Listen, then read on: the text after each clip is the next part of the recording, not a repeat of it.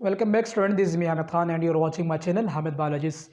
Student, आज हम पढ़ेंगे लिम्फेटिक सिस्टम को कि लिम्फेटिक सिस्टम क्या होता है और लिम्फेटिक सिस्टम के हम क्लासिफिकेशन पढ़ेंगे। इसके जो ऑर्गन्स है उन ऑर्गन्स को डिस्कस करेंगे, इसके जो इनॉटमी है उसको डिस्कस करेंगे और फिजियोलॉजी ऑफ लिम्फेटिक सिस्टम को पढ़ेंगे।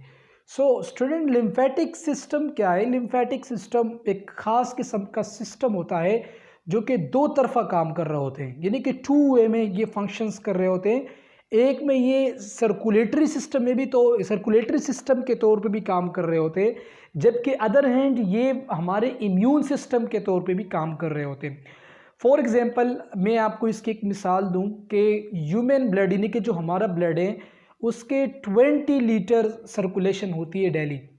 अब उस 20 लीटर सर्कुलेशन में से 17 लीटर जो ब्लड का हिस्सा है जिसे हम प्लाज्मा कहते हैं, वो प्लाज्मा टिश्यूज़ के ऊपर पड़े हुए होते हैं जिसे इंटरस्टिशियल फ्लूइड कहते हैं।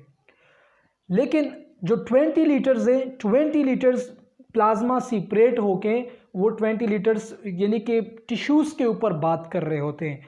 अब उस 20 लीटर्स में से 17 लीटर्स प्लाज्मा जो कि ब्लड का हिस्सा है, उस प्लाज्मा को रीएब्जॉर्ब करके दोबारा ब्लड में शामिल किया जाता है और ये काम लिम्फेटिक सिस्टम कर रहा होता है।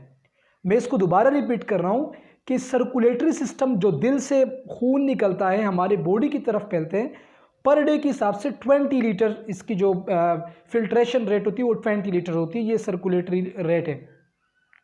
इस 20 लीटर में से 17 लीटर जो ये जो प्लाज्मा होता है, ये प्लाज्मा इंटरस्टिशियल फ्लूइड्स यानी कि जो टिश्यूज़ के ऊपर पाए जाते हैं उसको रीएब्जॉर्ब करके दोबारा ब्लड सर्कुलेशन में दाखिल करते हैं और जो कि 3% जो रह जाता है वो लिम्फेटिक सिस्टम का हिस्सा बन जाता है। तो यहाँ पे टू वे में काम कर रहे हैं। वन वे मैंने आपको बताया कि लिम्फेटिक सिस्टम जो है ये सर्कुलेटरी सिस्टम के तौर पे भी काम कर रहे होते हैं, लेकिन इसका और सर्कुलेटरी सिस्टम के दरमियान मेजर डिफरेंस ये कि ये वन टाइप यानी कि ये ओपन टाइप सर्कुलेटरी सिस्टम है और वो क्लोज टाइप सर्कुलेटरी सिस्टम है।